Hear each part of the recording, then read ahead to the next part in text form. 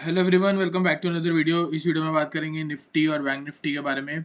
तो बात करते हैं सबसे पहले निफ्टी से। और वीडियो को एंड से देखने से पहले बढ़िया ये है कि आप पहले लाइक कर दो, और अपनी क्वेरी कुछ भी होगी तो आप वीडियो के कमेंट सेक्शन में पूछ सकते हो। हमारा टेलीग्राम चैनल ज्वाइन कर सकते हो, डिस्क्रिप्शन में आपको लिंक मिल जाएगा।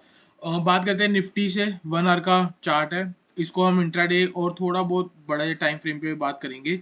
17,389 पे क्लोजिंग आई है। अगर आप यहाँ पे देख रहे हो तो मार्केट जो है वो एक रेंज के अंदर जाती हुई दिख रही है। रेंज के अंदर क्यों? क्योंकि अगर आप एक साइड देखोगे, यहाँ से जो हाई है ना वो कम लग रहे हैं।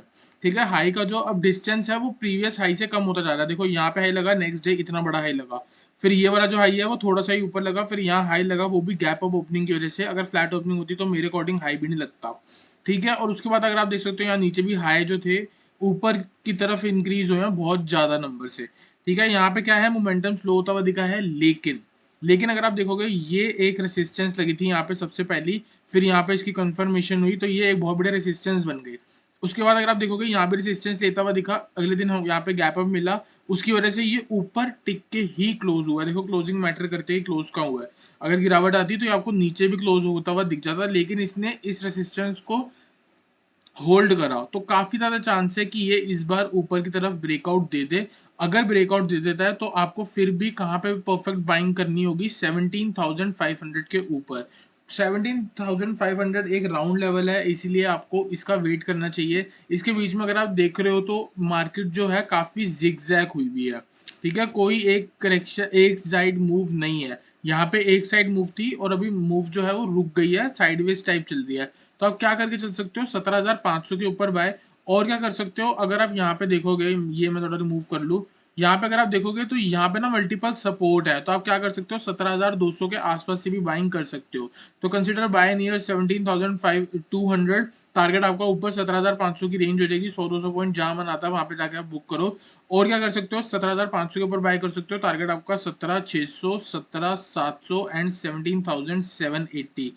ठीक है, अगर आपको याद हो तो मैंने कुछ दिन पहले बोला था कि कुछ दिन पहले वीडियो में बोला था 17,480 एंड 17,780 ये दो रेसिस्टेंस है। ठीक है, अगर आप देखोगे यहाँ पे प्राइस ने ना ऑलमोस्ट 500 के आसपास टच किया, तो पहली रेसिस्टेंस के पास ही साइडवेज होता हुआ दिख रहा है। ठीक है, तो ये आपको समझ आ गया। एक और चीज बताऊं, there are two types of correction. Correction दो टाइप की होती है। ठीक है, कैसी होती है, एक टाइम वाइज हो जाती है और एक होती है प्राइस वाइज। ठीक है, प्राइस वाइज कैसे होती है, एक प्राइस ऊपर गया और ये प्राइस के साथ करेक्ट हो गया, मतलब ज्यादा गिर गया। ठीक है, मतलब आप समझ लो 50% की करेक्शन हो गई। अगर स्टॉक 100 से लेके 150 तक गया और वापस 125 आ गया, तो इसको क्या बोलेंगे हम, प्राइस करेक्शन। ठीक है, और क्या होता है, एक स्टॉक है 100 से लेके 150 तक गया और 145 से लेके 150 की रेंज में बहुत टाइम बिता रहा है, ना ऊपर जा रहा है ना नीचे जा रहा है। तो इससे क्या होगा, टाइम के साथ देखो, एक्स एक्सिस पे हमारा टाइम होता है और वाई एक्सिस पे हमारा प्राइस होता है। ठीक है, प्राइस अगर आपने मैथ्स में देखा होगा, ग्राफ पेपर जो होता था हमारा, एक एक्स एक्सिस होती थी यहाँ पे, ये एक्स होती थी और ये वाई होती थी वर्टिकल वाली। तो इसमें क्या होगा, ये जब चल रहा है तो ये यहाँ पे क्या इंक्रीज हो रहा है, यहाँ पे ये 0 से लेके 10, ये वाला जो नंबर है ये टाइम है। तो यहाँ पे हम ये टाइम वाइज करेक्ट हो रहा है। और जब ये नीचे आ रहा है तो किसकी वैल्यू कम हो रही होगी, वाई वाली साइड पे, मतलब प्राइस के साथ करेक्ट हो रहा है। तो यहाँ पे अगर आप देखोगे तो ये क्या हो रहा है, एक ही साइड पे खड़ा हुआ है, नीचे से ऊपर आई है, तो ये भी हमको टाइम करेक्शन दिखा रहा है। तो अगर ये ऊपर निकलता है तो भी हम इसको करेक्शन मानेंगे।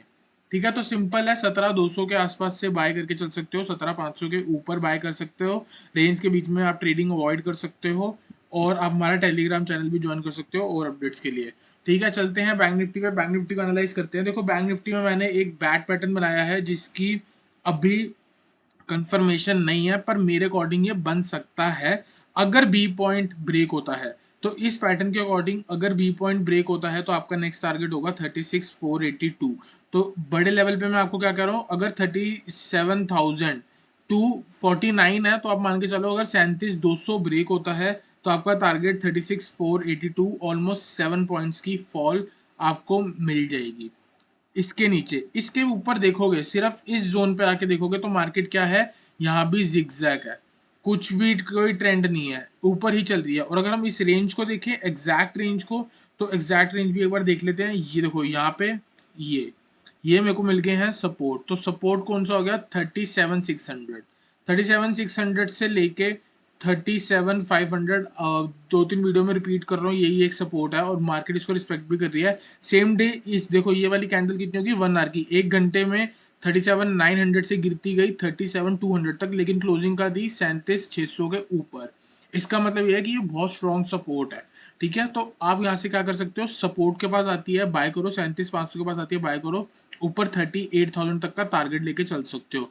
ऑन द अपसाइड अगर ये वाला हाई ब्रेक होता है, यहाँ पे देखो 3 बार रिजेक्शन है तो काफी सारे चांस है इस बार अगर सस्टेन होता है तो ऊपर आपको टारगेट मिल जाएंगे। ऊपर अगर मैं आपको टारगेट बताना चाहूँ तो ऊपर आपके टारगेट होंगे ये वाले 38,500, 38,633 एंड 38,838। ये टारगेट फिबोनाची के 1.27, 1.4 एंड 1.6 के लेवल पे बनाए गए हैं इस मूव के। तो सिंपल है, buy above 38,250, target 38,500, 38,633 and 38,838। Intraday या फिर पोजिशनल में ये टारगेट पॉसिबल है। 38,500 तो आपको इंट्राडे पे मिल जाएगा। इस रेंज के बीच में अगर आप देखो मैंने यहाँ पे आपको 3 स्ट्रेटेजीज बता दी।